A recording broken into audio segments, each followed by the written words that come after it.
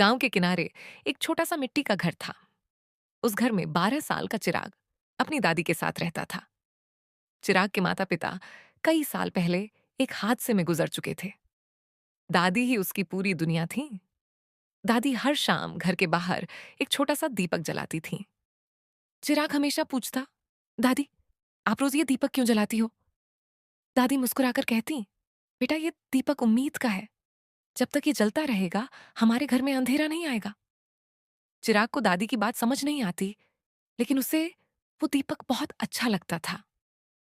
गरीबी और संघर्ष दादी गांव के लोगों के कपड़े सिलकर घर चलाती थीं। कई बार खाने के लिए सिर्फ सूखी रोटी होती। एक दिन चिराग स्कूल से लौटा तो देखा दादी खांस रही थीं। उनकी हालत बहुत खराब लग रही थी। दादी, चलो डॉक्टर के पास चलते हैं। दादी ने मुस्कुराकर कहा, हम गरीब लोगों की बीमारी दवा से नहीं, समय से ठीक होती है। लेकिन चिराग समझ गया था कि दादी बहुत बीमार है। उस रात पहली बार उसने दादी को छुप कर रोते देखा। टूटा हुआ सपना। अगले दिन स्कूल में टीचर ने कहा, अगले महीने शहर में पेंटिंग प्रतियोगिता है। जो जीतेगा उसे 50,000 रुपये मिलेंगे। चिराग को चित्र बनाना बहुत पसंद था। वो मिट्टी की दीवारों पर कोयले से तस्वीरें बनाता रहता। उसका दोस्त रवि हंसते हुए बोला, अरे तू क्या जीतेगा? तेरे पास तो रंग खरीदने के पैसे भी नहीं है। पूरी क्लास हंसने लगी। चिराग चुपचाप घर लौट आया। उस रात उसने दादी से कहा, काश हमारे पास पैसे होते। दादी ने उसका सिर सहलाते हुए कहा, गरीब वो नहीं जिसके पास पैसे नहीं, गरीब वो है जिसके पास सपना नहीं। ये बात चिराग के दिल में उतर गई। संघर्ष की शुरुआत। अगले दिन से चिराग ने काम करना शुरू कर दिया। सुबह स्कूल जाता, दोपहर में चाय की दुकान पर बर्तन धोता और रात को पेंटिंग बनाता। धीरे धीरे उसने कुछ पैसे जोड़ लिए और छोटे से रंगों का डिब्बा खरीद लिया। जब वो रंग लेकर घर आया, उसकी आंखों में चमक थी। दादी ने कहा, आज तेरे चेहरे पर वही रोशनी है जो उस दीपक में होती है। दादी की तबीयत बिगड़ना। एक रात अचानक दादी बेहोश हो गई। चिराग घबरा कर पड़ोसी को बुलाया।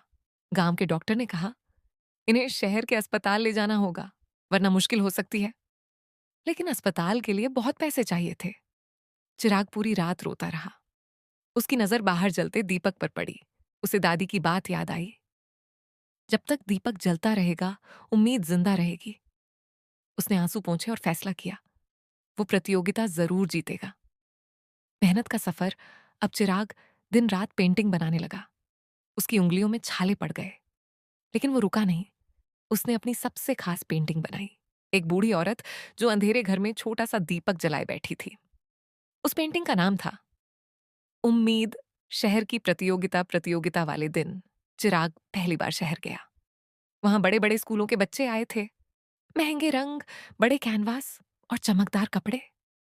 चिराग अपने पुराने बैग और साधारण कपड़ों में चुपचाप खड़ा था।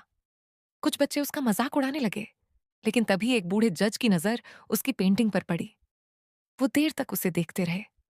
उन्होंने पूछा, ये तस्वीर किसकी है? चिराग की आंखें भर आईं। मेरी दादी की। पूरा हॉल शांत हो गया। सबसे बड़ा सच, जब रिजल्ट आने वाला था तभी गांव से फोन आया।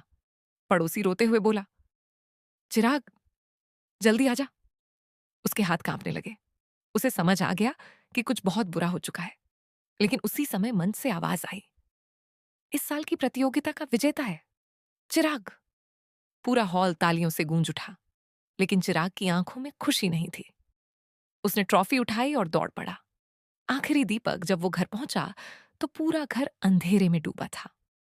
दादी सफेद चादर में शांत लेटी थी और बाहर रखा वो छोटा सा दीपक बुझ चुका था।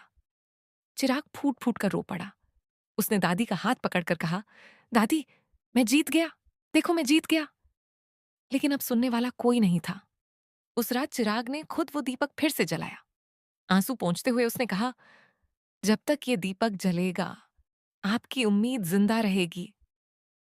कुछ साल बाद कई साल गुजर गए। अब चिराग एक बड़ा कलाकार बन चुका था। उसकी पेंटिंग्स लाखों में बिकती थीं।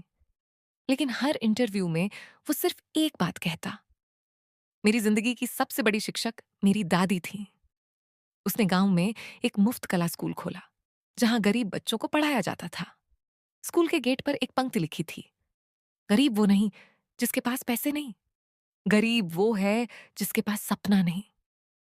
और हर शाम स्कूल के बाहर एक छोटा सा दीपक जरूर जलाया जाता था,